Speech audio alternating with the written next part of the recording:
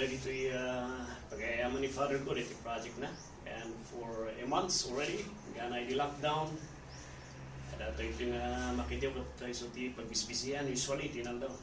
And then diti resulta na, iti napagpalabas nga alam daw, tipla. Importante na iti nga pangsagat iti darat. Kalkaro iti finishing iti balay. Nabanod na ito pangsagsagat. And I am reminded of a situation in the Bible where na-mention kung nausap ba ito yung object to point something, kalkaro kini Pedro. It was written in Luke chapter 22 verse 31.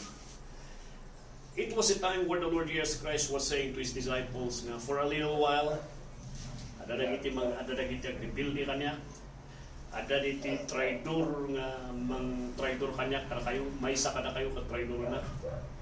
And dinangod dagiti disipulo diay, nakiptot dagiti disipulo. Kuna dagiti kuna ni Pedro, ay over my dead body ako ay palubos di. Ang ay palubos nga makasamak diya. Matayak pa isakbay nga mapasamak diya.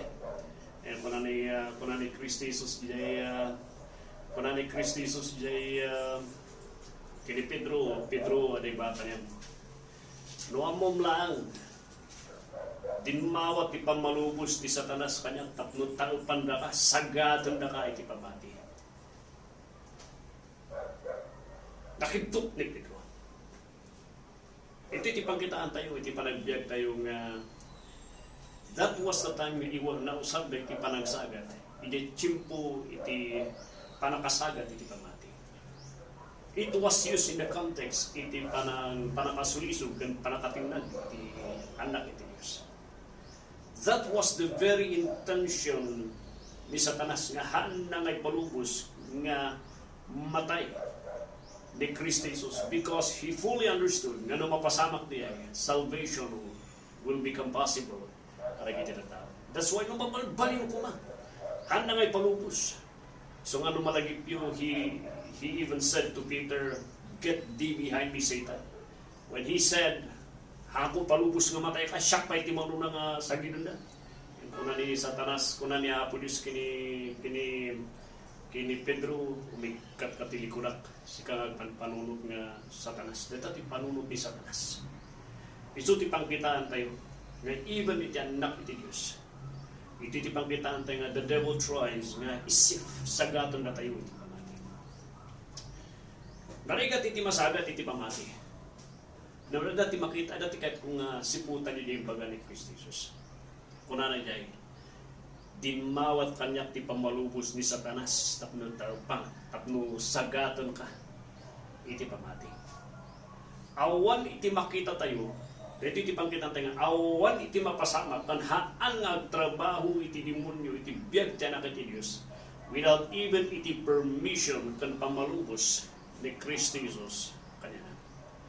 Makita tayo iti sovereignidad iti Diyos. No kung natin nga sovereignidad kat kastoy, haan nga kutkuti iti demonyo without iti knowledge kan approval kan iti pamalubos iti Diyos. Everything that is happening dito dagat, it is with God's permission. No haan nga plinano ni Apo Diyos di ba nga diay, it will never come to pass. It will never happen dito dagat.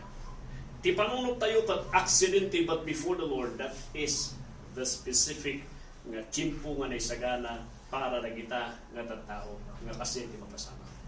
And the same thing kada tayo nga anak iti Diyos. Nothing dito'y lubong. Gusto niya, 1 Corinthians 10:31. Nga awan iti problema dito'y lubong, kandaga, nga umuhay ka na tayo without the knowledge iti Diyos. Every pain and every heartache ti life tayo is dinmalan iti sirip, iti panunod ti Diyos, panangipalubos iti Diyos, kan nakapatong da, nakakargada iti pamalubos iti Diyos na everything is under iti ima iti Diyos. Dahil iti pangkitaan tayo, kaya iti kapadasan iti biyag tayo, whether in health, whether iti chimpo ti ragragsak ti biyag, adaan tayo ti Diyos nga mangiturturong kan mang tengtengal iti biag. Idachimpo ako na mga dayo ti Dios. Idachimpo ako na mga awan iti Dios. Ida ti pangkitaan tayo nga adda iti Dios. Adda nga mangiturturong kan nangidalan iti amin. So nga dayo iti bantayan iti biag tayo. Ada kanila iti mang ususaran iti demonyo mang tataap kan mangyan adayo kanyang iti Dios. Simputan mo niya diay. Bantayam diay nga kaspasta iti demonyo. E dati tinapintas. Haan lang nga dimawat iti demonyo iti pamalubos. Ngam niya po Diyos, He even already made a plan. Tapno may sublika iti pamati. That is how the Lord would protect and would sustain iti anak na. Dijay ti diferensya nga isutingong kunan ni Kristo Jesus diyan John chapter 10 nga adatay ti iman ni Diyos Ama, adatay ti iman ni Kristo Jesus, nasiliwan tayo ti Santo Espiritu, and that promise was only given kini Pedro. How about ni Judas? Ni Judas, there is no promise of preservation. You know why? Because of the very beginning, ni Judas kathaan kapudpudno nga namati kini Apo Diyos. Dijay tinagdiferensya na iti anak iti Dios ken ti haan nga anak iti Dios. Ti anak iti Dios dumalan dati apoy, dumalan dati panakasagat iti pamati. Ngam ti diferensya na the Lord will sustain them. The Lord will bring them back. Diyan tsimpo nga nasagat da iti pamati. My friend, cling on. Iti promise ni Apo, the security na. The Lord saves na mga nagpatinggalan nila.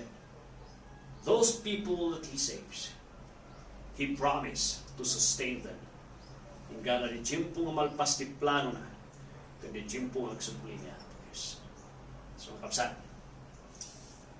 Ada ti padparasong tibiyag mo, anya ti makakarit ti tibiyag mo. Don't you give in. When the devil comes to sift you in the faith, don't you lose faith.